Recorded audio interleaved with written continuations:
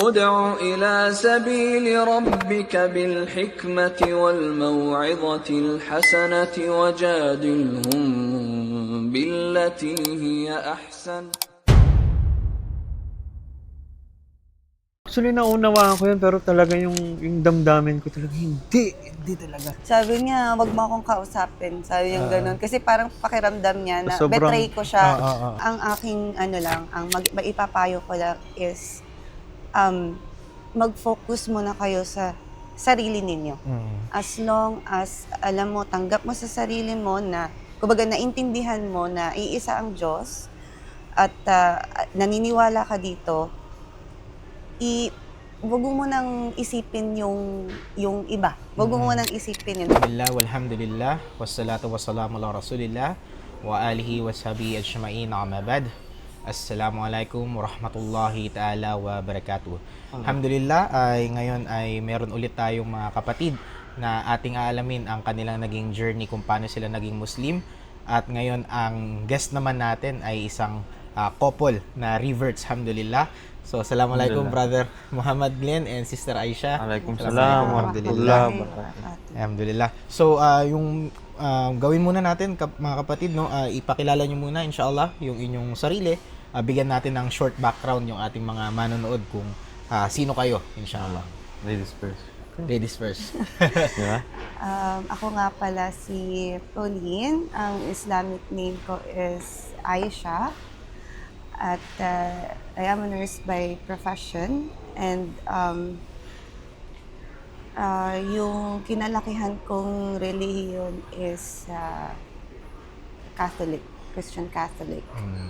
Nagbalik Islam ako 11 years ago. Mashallah. 11 years ago. And dito yun, sa 2014. Bahrain, dito. Pero napag-aralan ko ang Islam sa, una kong narinig ang Islam sa Pilipinas, pero dito ko nayakap ang Islam sa Bahrain. Mashallah. Mashallah. Ikaw, Brad.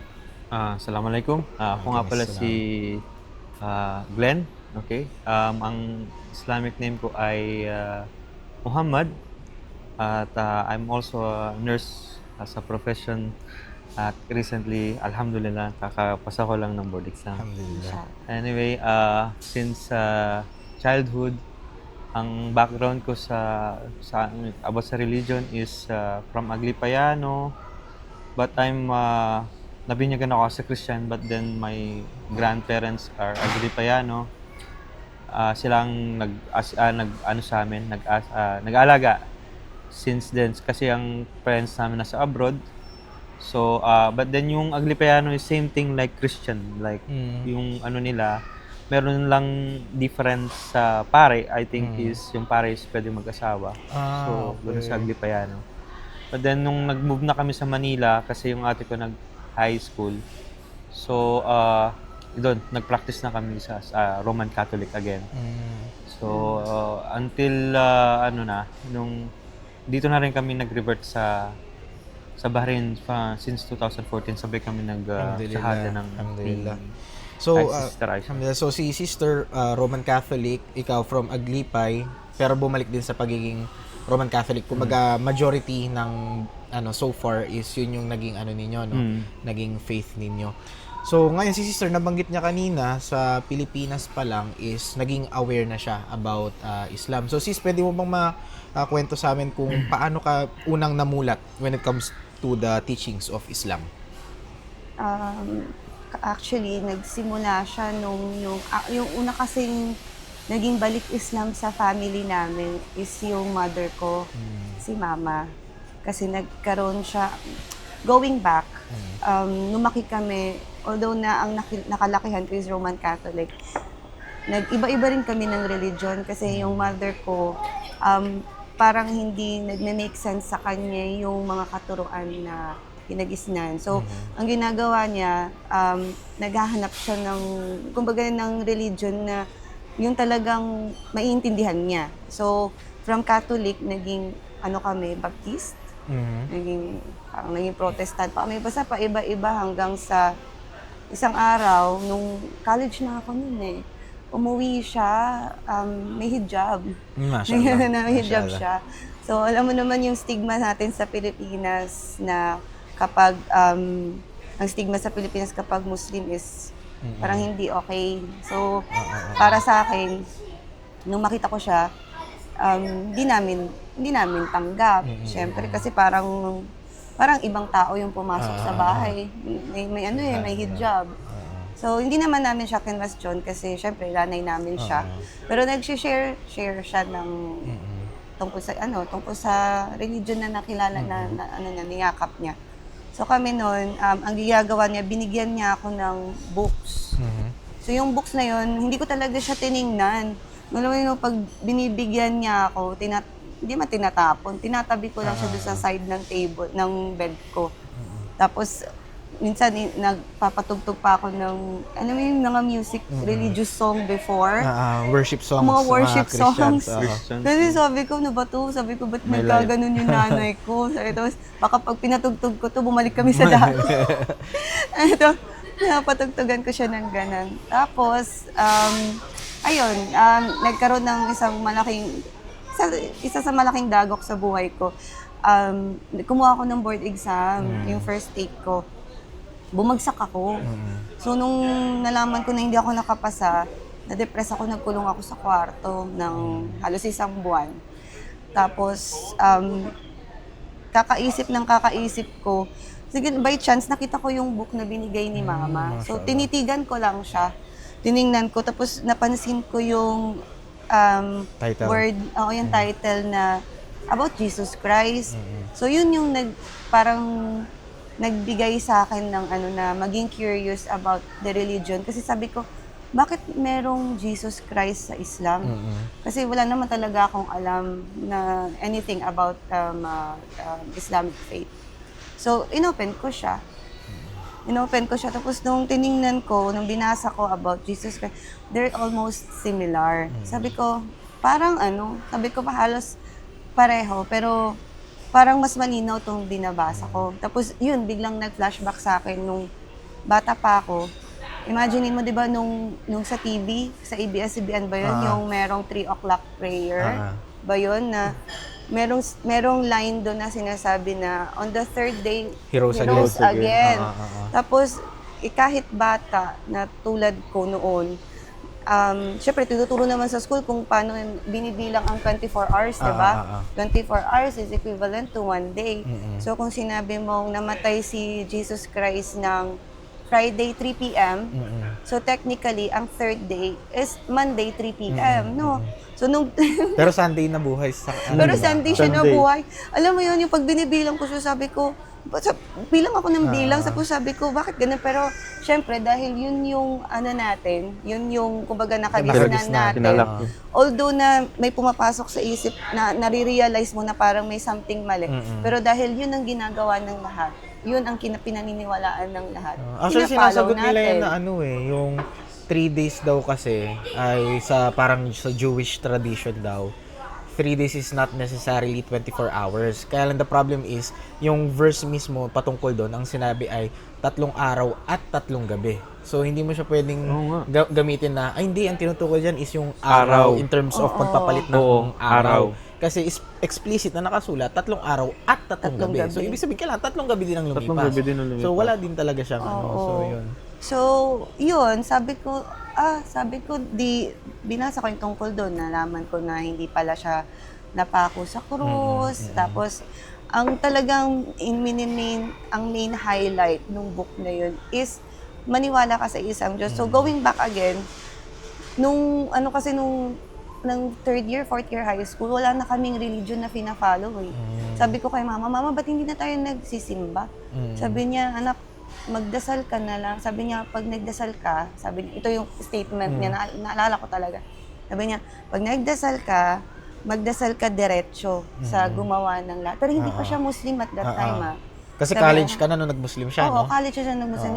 Yun, sinabi niya sa akin, I was third year high school. Gabi yun. Sabi niya, kasi duwing gabi, di ba magdadasal ka? Tapos nakita niya ako sa room, pagpasok niya, sabi niya, anak, pag nagdasal ka, huwag ka nang dumaan kay Jesus Christ, huwag ka nang dumaan kay Mama Mary.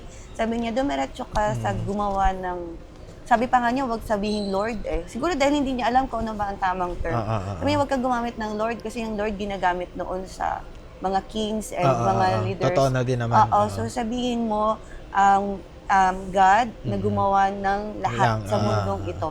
Ganyan. Yun yung term na sinabi niya sa akin. So ako ang naman, usually sinasabi ni Mama lagi magpe-pray na lahat na may lalang ng langit at lupa. Parang oo, ganon. Kasi yun din daw Tapos ang turo ng ilalagay mama si niya. Mama ganun. May ano talaga si Mami, kumbaga meron siyang idea in terms of Nagpapakup ako scripture. sa'yo, ganun. Kasi nga ang Lord talaga sa Biblia, for example, ginagamit talaga sa human kings, etc. Sa master, kumbaga yun yung pinaka-meaning ng word na Lord sa Biblia in context. Although sa Quran kasi sa atin, pag sinabi mong Rab or Lord, talagang kay Allah lang. So wala siyang kumbaga hindi ka malilito kung sino yung tinutukoy na Lord. Grabe kasi talaga yung curiosity ni Mama. Kaya noon hindi mo talaga siya, although na medyo nag-ano nga dati yung grandparents namin kasi nga hindi mo mapipilit si Mama na mag-join sa Rosary. So hindi siya kumbaga hindi siya, ayaw niya ng blind faith. Ayaw kumbaga. niya. Oo. Nung time na tumira kami sa grandparents namin before, na maliit pa ako nun, hindi namin siya nakikita every time na nagro-rosary. Pinipilit siya na sumali. Hindi siya sumasali kasi nga hindi nga niya, kumbaga para sa kanya, hindi niya maintindihan bakit yun ang kailangan. Hindi sa pagiging matigas ang ulo. Alam mo yun, pero Parang hindi nagme-make sense kasi sa kanya, so ayaw niyang gawin. Hindi talaga nagme-make sense kay Mama. So, ayaw niyang sundan yung hindi niya maintindihan. Yun lang naman yung sa kanya. Hanggang sa nawala na kami ng ng religion. Ako naman, sama-sama lang ako sa classmate ko. Pag nandun sila sa Catholic, Catholic din. Pag nandun sa Baptist, nasa Baptist din ako. Kumbaga no permanent religion. No permanent religion. Kung may NPA, may NPR. No permanent religion. Ganun nga. Nung high school nga ako naiinggit ako sa mga Muslim. Siyempre may mga klase akong Muslim. So, saan ka ba Brad? Saan ka puro nakatira nun at that time? Nung nag-high school na ako. At saka, hindi, kahit elementary, grade 6 until high school, ang ko is parang Catholic school. So, syempre... May classmate kang Muslim sa Catholic school? Oo. Oh, mashallah. Tapos noon sila, kapag may mga activities, kunwari, di ba may rosary tuwing September? Na kay, parang dedicate yata nila kay Mama Mary yun. So, yung mga Muslim nandun lang sa loob ng, kami nakatayo dun sa may quadrangle. Nakatayo nag-aantay ng, parang nagro-rosary nga dun sa, anyway, yun lang. Subhanallah. Ayun. Parang medyo kakaiba yan na sa Catholic school may nag-aaral na Muslim. Although, I get it din naman kasi sa Pilipinas talaga, kumbaga, yung mga school, although sabihin mong Catholic school siya, is not necessarily talaga na pure. Kasi ako nung nag-masters ako, sa ako nag-masters sa Philippine Christian University. PCU. sa may DASMA. So, yun. So, ikaw naman, Brad, so si sister, ang first encounter niya about teachings of Islam is way back in the Philippines pa. So, college, ganyan. Ikaw naman, yung pinaka-first na, hindi yung encounter sa Muslims yung mismo sa faith, ng Islamic faith, sa belief ng Muslims. So, by what time ka nagkaroon ng idea or naging interested at least? Parang ayaw ko munang start sa interested Parang gusto ko munang i-share yung nung pagkabata ko sa lugar namin sa Cagayan, Claveria. Hindi ko aware na pagtanto ko lang nung nandito na ako sa Bahrain, ang dami palang Muslim doon, area. At lahat doon is nagbebenta ng gold and everything. So parang niisip ko, pag sinabi mong Muslim, iba ang perception So parang doon is parang mandurugas, parang gano'n. Parang nanlalamang ng yun na talaga, astaghfirullah. Pero yun na nga. Pero nakikita ko sa nila, yung mga binibenta nila is halal naman. Gold. Isa pa nga doon yung kaklase ko, yung pinsan niya, yung family niya talagang gold ang binibenta. Pati yung family niya, yung nanay niya, gold din ang binibenta. And then yung iba is talagang mga VCD, DVD na yun, meron na, parang sabi natin CD lang. Pero nakikita mo doon na parang halal naman, hindi naman So parang niisip ko, pero yung mga talagang kaklase ko noon, binubuli talaga nilang pag-Muslim pa. Kasi ibang religion nga yung inaanuhan nila. Tapos, yan, hindi kumakain. Yung una ko sa lahat, hindi kumakain ng baboy. So, pakainin mo ng baboy yan, parang ganun. But anyway, nung jump to the yung sa Islam, wala talaga akong zero knowledge sa Pilipinas. Yung una niya narinig sa akin. Ano yun, dito lang talaga. And then, Sa Bahrain na. Sa Bahrain na. Oo. Yung talagang nung time na alam mo naman sa atin kapag may mga news, Oo. lalo-lalo na yung hindi pa masyadong aware ang social media at that time, which is meron tayong 2-7, lahat ng bad, talagang bad ang Islam. Pero nung actually, nung pumunta siya dito, and then ako is nasa Pilipinas pa, iniisip ko na wag nang pumunta dito kasi nga, ang target ko talaga, Singapore, and then kukunin ko siya dito. Para Doon na lang pumunta siya sa mag-practice sa Singapore Okay, pag okay. naka-settle na ako. Oo. Yun talaga ang hindi niya alam yun. Ngayon ko lang nasabi yun, pero iniisip May ko, may Ah, exclusive ayun. info Oo. pero hindi, alam niya na yun na gusto ko talaga mag-Singapore nung una pa. Pero hindi ko lang sinabi sa kanya na, sige na nga, susunod na nga lang ako. Kasi una sa lahat, nung pumunta siya dito, ang hirap ng LDR. Talagang So, pumunta na ako dito. Nung pumunta na ako dito, ang daming signs na lahat ng friend ko talaga, all Muslim. So, magmula sa, nung nandito ako, nagkatrabaho ako, everything, na parang ang daming, hidayah, daming guidance talaga. Magmula sa transport namin, lahat, everything. Ang ganda talaga ng pagkakaano ng... Kanino mo unang narinig? Yung, Islam. kay Ashraf, yung driver natin. Yung driver kasi namin na si Ashraf is, Nakalimutan mo ako nung nagsabi hindi, sa'yo. bukod pa yun sa'yo, yung sinasabi ko yung isa sa mga guidance na nangyayari Okay. sa atin. Si Pao talagang nandiyan na talaga na pinipilit niya talaga ang Muslim na. Sinasabi niya nga minsan Literal niya sinasabi sa'yo na gusto niya mag-Muslim. Or aralin mo pasimple. Muslim o parang ganito ang Muslim, ganyan ganyan ang pa nga Muslim pa nga, hindi Islam And then sabi niya that time about dun sa gusto kong magdasal kasi as a Christian, Catholic, nag-ano ko, Nazareno, everything, El Shaddai, lahat na name it. Pero pagdating dito, gusto ko lang pumunta ng church, nag-deal kami. Yung deal namin na pupunta daw siya sa church kapag umattend ako ng 2 years na kami dito nun, Islamic lecture. Islamic, oo. Ang dami 2 years na kami may dito. singit ko lang, subhanallah, very related to sa kwento nyo sa Quran. Kumbaga yung reason kung bakit ni-reveal yung kafirun, suratul kafirun, di ba? Qul ya ayyuhal kafirun. Kumbaga yung doon is yung mga Quraysh, lumapit sila kay Propeta Muhammad sallallahu alaihi wasallam. Kasi nakikita nga nila na marami nang yung mayakap sa Islam Tapos parang na-threaten na ba yung yung kanilang faith. Syempre yung pinagkakitaan nila yung mga nagpi-pilgrimage doon, no? So sabi nila, ganito na lang gawin natin. 1 year, namin yung relihiyon mo, sasamba kami sa Diyos mo. Pero, the following year, ikaw naman yung sasamba sa Diyos namin. Kumbaga, give and take. Parang nangyari sa inyo. Magsimba ka, pero sumunod naman, attend ka naman dito. Pero in the end, Subhanallah, di ba? Pero Kasi mas marami pa rin ang nag- hirap nag-embrace. ang hirap niyang i-convince. Oo. Ang hirap niyang i-convince before. Andun na talaga sa isip ko na alam ko talaga one day Magmumuslim ka. oo, magko-convert kami pero hindi ko lang alam kung paano at kailan. So, bakit ka Brad? Bakit malakas yung pushback mo dun sa idea ng pagmumuslim? Kasi diba sabi ni Sis Pao, parang mahirap kang i-convince na yun nga, sinasabi ko umattend. sa kanya, bakit ko pa kailangan mag-change ng religion?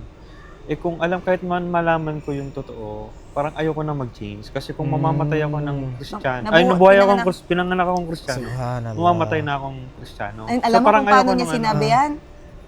Siguro napuno na siya sa akin kasi inaano ko nga yung lahat ng similar sa Bible and sa Quran. sa Quran is kinukwenta ko sa kanya about kay Moses ganun. Okay. Tapos ginanon niya yung lamesa no. Na pinanganak akong Kristiyano, mamamatay akong Kristiyano. Subhanallah. Sabi ko, hala, paano kaya to? Sabi ko, ano pa yun? Wala pa kaming anak. Oo. Wala pa si Sarah noon. So, may naalala ulit akong aya dito sa Suratul Baqarah na yung mga disbelievers daw, kapag inalok mo silang sumamba sa nag-iisang Diyos, sasabihin nila similar doon na ito na yung kinalakihan namin, ito yung relihiyon ng mga forefathers namin. So, ito yung paniniwalaan namin. Tapos sinabi ng Allah subhanahu wa ta'ala na susundan nyo ba sila kahit na wala silang alam? Kumbaga, oo, yun yung kinalakihan nila. Pero ang tanong, may idea ba talaga sila doon sa pinanampalatayaan nila? Yun So nga. parang naging ganun yung situation mo at that time na naging close-minded ka at that time. Specific time na, okay, ito na yung, ito na yung ko reason kung, kumbaga, ito na yung sinimulan ko, hanggang ending, ito na. So, pero alhamdulillah, at least, Alhamdulillah. Hidayah talaga ng Allah. alhamdulillah. So, ano yung pinaka nagpalambot sa puso mo nun? Napa-attend ka na niya, in short. Oh, actually, meron kwento mo na lang about Ikwento ko na lang Kasi, muna from the beginning from the kung paano beginning, nangyari. inshallah. So, nagkaroon ako ng, so nandito na kami sa Bahrain.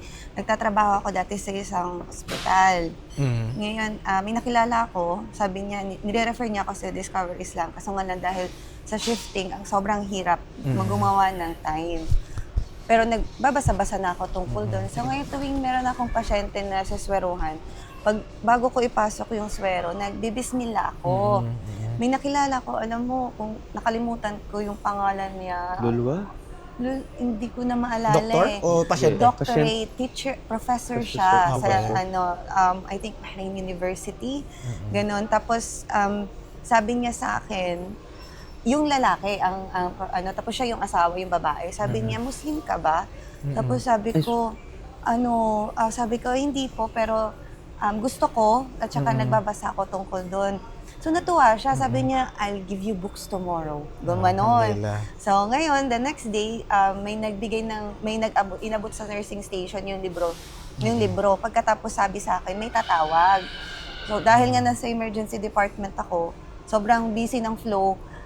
May tumatawag sa akin, 3 beses ko na-miss yung tawag. Hanggang sa, nakita ko yung phone number, sabi sa akin, Pauline, sabi niya, call back this number, this guy is calling for how many times? so, nung nagka-chance akong umupo, kinall back ko. Tapos sabi niya, Miss Pa, sabi niya gano'n, pwede bang ma-invite? Sabi niya, ang pangalan niya daw is Imran. Ganito, sabi niya gano'n. Sino Imran? Sabi niya siya daw si Imran. Sabi niya, nabigay daw yung phone number ko nga nung pasyente ko. Sabi niya, kung pwede daw akong pumunta sa, ano pa nun Islam Awareness Center. Islam Awareness. Sabi ko, tuwang-tuwa ako, no? Sabi ko, ito na yung chance. Sabi ko, ganun. Sabi ko, sige, sinat namin weekend kasi off ko that time. Nung dumating yung off ko, yun na yung time na nakipag-bargain ako sa kanya. Sabi ko, tinawagan ako, tapos yung na naman yan. Sabi niya, hindi, makikinig lang tayo doon. Oo, sabi ko, makikinig lang tayo doon. Sabi ko, ganon. Ikaw, sabi ko, gagawin ko, pag sumama ka sa akin, papayag na akong pumasok sa Sacred Heart. Sabi ko gano'n sa kanya. Kasi syempre, no, alam ko kung paano utuin eh. Kasi ito yung Brad, magandang scam. Na-scam ko siya. Kasi dati, nandun kasi si mama din. So, kakarating din. Mama mo or mama niya? Mama ko. Okay. Nagsisimba-simba din yun. Si mama lang nakakasama ko kasi ayaw niya pumunta. Hindi ko nga alam na sumasama siya eh. Tapos sabi ko sa kanya, di pumayag. Pumayag siya. So tawag-tawa ako, alam mo ba, subhanallah, nagkasakit kami. Pareho kaming may lagnat. So sabi ko, ang sama ng pakiramdam ko pagising ko, pero sabi ko, pag na-miss ko tong chance na to, ang hirap na naman kasi ang work sa hospital is, ang hirap ng shifting, tapos ang hirap ng off. Sabi ko, pag ko to, baka magbago isip. So, pinilit ko siya. So, punta kami doon. So, nakita ko si Imran, yung mga sheikh na nandun. Tapos, nag-start na siya noon na mag-share about Islam. Ako, nung sabi ko noon, nakikita nila na may idea na ako. Tapos, panayang sabi ko na, alhamdulillah, alhamdulillah. Tapos, sabi ni Sheikh, no, sabi niya, mukhang ready ka na, gumanon. Tapos si Imran, tuloy-tuloy pa rin kasi daw pala, ang kanyang target, si Glenn. Si Glenn yung target niya. So ngayon. Actually, naunawaan ko yun, pero talaga yung damdamin ko talaga, hindi talaga. Kumbaga, hindi ka inipigilan na, parang si Shaitan talaga mo, no? Yung pride ko talaga na, Pero alam mo na pumapasok sa isip ko that time, takot ako kasi may part na may bumubulong din sa akin kasi nga, si Papa that time, sabi niya sa akin, pag naging Muslim ka, hindi ka na uwi sa bahay. Tinanan niya ako, pero inisip ko naman, love kaya ako ng tatay ko. Maging Muslim man ako, tatanggapin ako nun. Sa akin naman, wala. I mean, Wala. sa parents ko, wala naman nang magagalit sa akin. Ang inisip ko lang talaga is, alam mo naman yung that time na... Kung kahit nasa harap mo na yung katotohanan, no? Oo. Nahihirapan ka tanggapin. Tapos yung face niya, no, nung time na yun, parang kinakabahan din ako. Sabi ko, patay pag uwi. Kasi kilala ko siya eh. Alam mo, scam talaga yung ginawa ko sa kanya. Kasi kilala ko siya. Kapag nasa harap ng ibang tao, nahihirapan siyang, pag nag-push na ako sa kanya, nahihirapan siyang mag-say no. Ganyan. So, nung magsasyahada na, tinanong na siya, no, sabi niya, ready ka na ba na tanggapin yung Islamic faith, ganito, ganyan, Hindi, gano'n. ang pag-intake ko ba nun, kaya ako nagsyahada, malinaw yung sinabi ni Brad. Okay. Pero ayaw ko lang tanggapin. Alam mo yung tipong, naniniwala ko talagang Tama yung sinasabi. yung Isa lang ang Diyos. Oo. Tapos Wala si Jesus siyang Christ anak, is wala siyang anak, gano'n. Propeta lang si Kaya ako Jesus, nagsyahada. Okay. Pero hindi ko alam na yung shahada pala, Ibig sabihin, Muslim ka na. Di ba? So, nagsyahada kami. Magsyahada, galit na galit pag uwi. Kasi may Pag-uwi ko. prayer mat na. Ako excited na ako kasi magdadasal, gaganyan. Siya nagalit siya, tapos hindi niya ako kinausap ng 3 araw. Hindi niya ako, sabi niya, Tatlong Oo, araw, sabi niya, wag mo akong kausapin. Sabi niya ganun. Kasi parang pakiramdam niya na Sobrang- betray ko siya. Alam Sa mo sobrang hindi ko na alam kung ano yung mga ginagawa ko noon talaga. Hindi galit talaga. talaga siya sa akin. Tapos, ayun na. Bakit siya naging paano niya niyakap talaga yung wholeheartedly yung Islam? Kumbaga masasabi mo na at that time, nung mismong shahada is, kumbaga hindi pa siya yung tunay na shahada. No? Hindi pa siya yung tunay na shahada. Kasi hindi mo pa siya tanggap at that time eh. So ano yung pagkakataon, paano siya naging shahada talaga? Kumbaga yung na-accept mo talaga siya as it is na Muslim ka na. Ano yung situation? Bakit mo siya Isa lang, natanggap? dream. MashaAllah. Yung dream na yon hanggang ngayon, yun, Very vivid pa. Paano nangyari? Paano ka gumising? Madaling araw Hindi, yan. actually, ngayon, gusto kung nire-repress ko sa ngayon, gusto ko ngang, pinipigil ako lang talaga umiyak, pero yung dream na yun na hindi ko makakalimutan, yung palang sinasabi kong scam na dati na about sa pagsasyahada, yun pala yung pinakamatamis at hindi mo matatawarang shahada na hindi na nangyari sa buhay ko. Alhamdulillah. Dahil nung time na nagkaroon ako ng dream, it's about Kiyama. So, Kiyama Hindi niya pa is alam na Kiyama Judgment yun. Day. So, hindi ko pa alam ang Kiyama. Ang alam mo natin as a Christian before, pag gumunaw ng mundo, ibig sabihin katapusan na at maghaharap ka na sa Alhamdulillah. So, yun, yung time na yun, konti na lang ang tao. Lahat destroyed na. Flat na lahat, as in flat. Tapos usok, fire, gano'n na lang. Konting tao. Tapos may bumaba na malaking, hindi ko alam, anghel. At Anghel sinabi, or ilaw, ilaw sabi or mo, something ilaw. na hindi. May pakpak eh. So pero hindi, syempre, hindi ko masyadong ma-clarify. Pero talagang malaki na nagsabi na worship only one. Sumambala kayo sa nag-iisang Diyos. Maliligtas kayo. Sabi. Oo. Tapos noon, yung mga natira noon, hindi ko alam, pero nagising ako noon at crystal clear yung panaginip ko. Iyak ako ng iyak. Ginising As niya in, ako. Iyak ako ng iyak. Iyak na ako ng iyak. Hindi ko alam. Siguro mga 30 minutes Ginising mo ako, nag-iyak. no? Ginising ko sana. Ayun nga. Naginip ka nga. Oo. Subhanallah. Tapos, tinawagan ko yata si Imran o si Paul noon tumawag. Hindi, maybe madaling araw Oo nga, yun. oo nga, madaling araw. Pero hindi ko alam, after nun nga, yung incidents na yun, tumawag ako yata kay Imran, tapos in-explain niya na, syempre, MashaAllah. hindi naman, talagang kung hidayah talaga ni Allah na mag-Muslim ka or something, alhamdulillah, doon, the time na yun, nagpa-practice na ako magdasal, lahat. So, Alhamdulillah. dikir, Nagdasal lahat. ka ba ng unang Fajr mo, di ba? Unang Fajr. Unang Fajr ko nagdasal ako. Kumbaga, amazing talaga yung nangyari, no? Kumbaga, yun nga yung sa pangyayari sa inyo kung paano kayo nag-Muslim, lalo na sa'yo. Kumbaga, ito talaga yung patunay na hindi lahat ng... Kumbaga, yung Allah guides whom He wills sa hindi mo malaman na paraan. Kumbaga, maraming way ang Allah kung gusto kanyang gabayan. So, ngayon mga kapatid, ano yung pinaka pwede ninyong bilang pangwakas natin na invitation sa ating mga kapatid na hindi pa Muslim, na maybe nasa same situation ninyo na convinced na sila na ito yung katotohanan pero at the same time hindi pa sila hindi nila mahanap yung reason to take the step forward. Ano yung pwede nyong Pwede nga sa po, kanila? ayokong matanggal to sa isip ko eh. Kasi ang gusto ko lang ipayo, ang most likely ang gusto kong ipayo is sa mga, for sure, yung mga non-Muslim na dinawahan, wala pa sila sa, parang nagplan ka pa lang. Pero ang gusto kong i-emphasize ito yung mga nag-Muslim na bumabalik sa pagiging Christian. So, yun ang gusto kong most likely, ang pagmumuslim is, nasa yan, Gradual kumbaga, steps. gradual step, nasa plan yan ng Allah.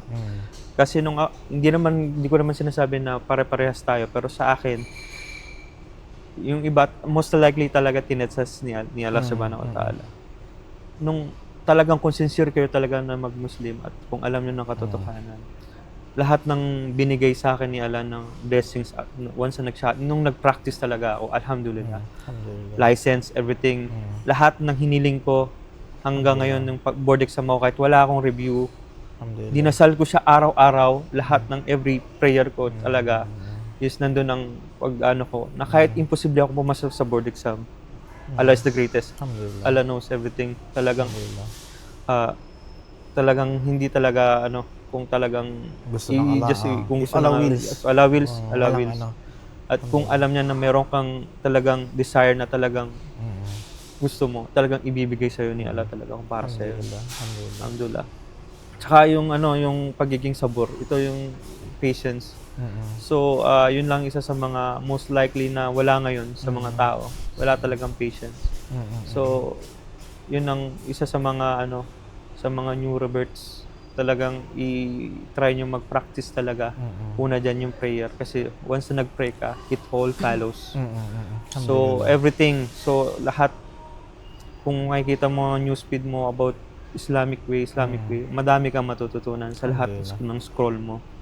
So, yun lang. So, ikaw naman sis, ano yung pwede mong i-suggest sa kanila to take that step forward in embracing Islam? Okay, sa mga kapatid natin na may idea na, okay, pero hindi nila alam kung paano magsimula or meron silang iniisip or parang Doubt. hindi naman doubt, pero yung parang kinakatakutan nila na baka Anong mangyari after? anong mangyari after, paano natin sisimulan, paano yung magiging buhay, paano yung pamilya ko. I suggest, ang aking maipapayo ko lang is mag-focus muna kayo sa sarili ninyo. As long as alam mo, tanggap mo sa sarili mo na, kumbaga naintindihan mo na iisa ang Diyos at naniniwala ka dito, wag mo nang isipin yung iba. Wag mo nang isipin yun. Kasi yun talaga yung unang kinakatakutan ng mga tao na gustong magbalik Islam Yung nakapaligid sa kanila. Yung nakapaligid Hindi sa kanila, nila. hindi yung sarili nila. Kasi kailangan maintindihan nila na pagdating ng Judgment Day, hindi tayo ililigtas ng mga tao na sa paligid natin. Totoo. Ang magliligtas sa atin is yung, ikaw lang sarili mo mismo, ang sarili mo pananampalataya, lang ang bitbit mo sa Judgment Day. deeds. Hindi mo, tsaka ang good and bad deeds mo. Alhamdulillah. Hindi ka ililigtas or hindi ka isasalba ng pamilya mo, hindi ka isasalba ng sa- asawa mo. Walang magsasalba sa'yo. Kaya ang anhin nyo doon is, kung naintindihan nyo na, wag na kayong magdalawang isip. Kasi kung may naririnig kayo or parang may mga doubts, may waswas lang yun. Pero the moment na mag-embrace kayo, the moment na i-declare ninyo yung shahada at matanggap nyo ito at i-practice nyo ito, makikita ninyo, you will see how your life will change. Pati sa marriage, Everything. everything in life. Alhamdulillah. Tuloy-tuloy Jazakallah yan. Whatever, kung ano man ang maging challenges sa buhay ninyo, hindi naman ibig sabihin na kapag naging Muslim ka, magiging perfect yung life mo. Actually, magkakaroon ka ng maraming Yes. challenges, magkakaroon ka ng maraming dagok sa buhay. But then, because Pangsala faith yun ng mo, Allah. yes, faith mo, Sinasala ng you have Allah. the Islamic faith, alam mo kung paano mo isusurpass lahat yun. Alhamdulillah. May naalala ko doon sa sinabi ni sister, no? Yung sarili mo muna yung Sabi ng Allah subhanahu wa ta'ala, save yourself and your family from the fire. So, una niyang sinabi, save mo yung sarili mo. Kasi family mo, kailangan bago sila Makita magabayan, yung karakter mo. ikaw muna, sarili mo muna. At anong very profound din doon, kasi kung naligtas mo na yung sarili mo sa apoy, sila, hindi mo sila hawak eh. Ang hawak mo yung sarili mo. So, alhamdulillah. So, dyan sa Kalaker, bro, bilang pangwakas, ginawa din natin to sa mga previous episodes natin. Pwede mo bang i-recite ang wal asar, inshallah? Mashallah. Asar? Asar. Sure ka? Oo. Yeah, okay. A'udhu billahi minash shaitanir rajim. Bismillahirrahmanirrahim. Wal asr. Innal insana lafi khusr. Illa alladhina amanu wa amilus salihat. Wa tawasaw bil haqqi wa tawasaw bis sabr. Alhamdulillah. Actually, ito kasi ay isa sa forgotten sunnah ng mga sahaba, no, na every time na may gathering about Allah, so lagi nila itong nire-recite bilang paalala. Bakit naman nakasulat dito? Sabi ng Allah subhanahu wa ta'ala, in time, ang lahat ng tao, Muslim man o hindi Muslim, ay nasa estado ng pagkalugi, pagkatalo. Maliban na lamang dun sa mga nananampalataya, gumagawa ng kabutihan, nagpapayuhan sa mga mabubuting gawa, at nagpapayuhan na maging patient, sabar. So, alhamdulillah. Jazakallah khair, Sis Pao. Jazakallah khair, Brother Muhammad. Jazakallah khair sa Jazakallah invitation. khair. Inshallah. Alhamdulillah. At least nakapag-share kami ng at least kahit na sa simpleng video is Inshallah. ma-inspire namin yung mga Inshallah. Inshallah. Inshallah. Jazakallah khair. Masalam everyone. Masalam. Alhamdulillah.